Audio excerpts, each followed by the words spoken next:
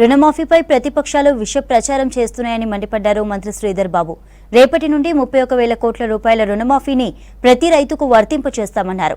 అన్నదాతలు ఆందోళన చెందాల్సిన అవసరం లేదని స్పష్టం చేశారు. రంగారెడ్డి జిల్లా కడతాల్లో కేజీబీవీ పాఠశాల భవనాన్ని మంత్రి జూపల్లి కృష్ణారావు, ఎంపీ మల్లురవి ఎమ్మెల్యేలతో కలిసి ప్రారంభించారు మంత్రి శ్రీధర్ బాబు. ప్రతిపక్షాల మాటలను నిరుద్యోగులు పట్టించుకోవద్దని విజ్ఞప్తి చేశారు. వచ్చే అసెంబ్లీలో చర్చించి జాబ్ క్యాలెండర్ విడుదల చేస్తామన్నారు శ్రీధర్ బాబు.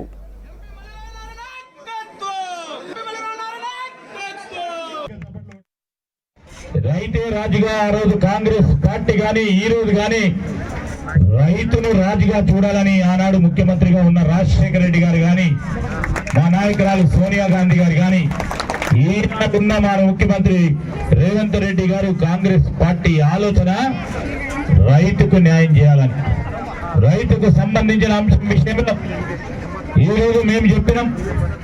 ఆర్థిక వ్యవస్థ గాడిలో లేదు, గాడిలో పెట్టే ప్రయత్నం చేస్తూ పోతున్నాం.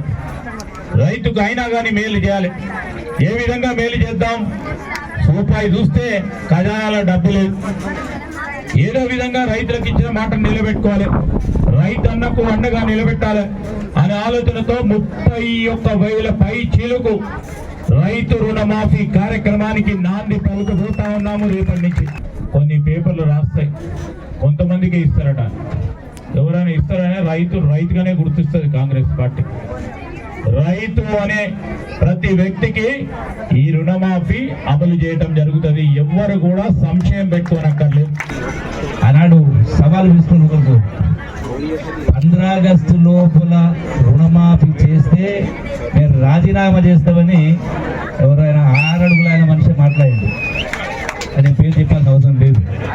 మరి 15 ఆగస్టు లోపల పూర్తయితే ఏం చేస్తాడో మనం చూడాలి. రేపే కార్యక్రమం మొదలు పెడతా ఉన్నాం.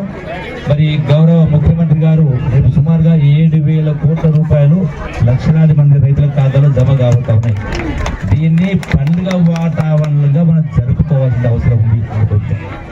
రెండవది, విద్యార్థులకు సంబంధించి, విద్యార్థుల తల్లిదండ్రులకు సంబంధించి ఈనాడు ప్రభుత్వాలు ఎన్ని కార్యక్రమాలు చేసినా కూడా ఎన్నో వేల కోట్లు, లక్షల కోట్లు ఖర్చు పెట్టి ఎన్నో సంక్షేమ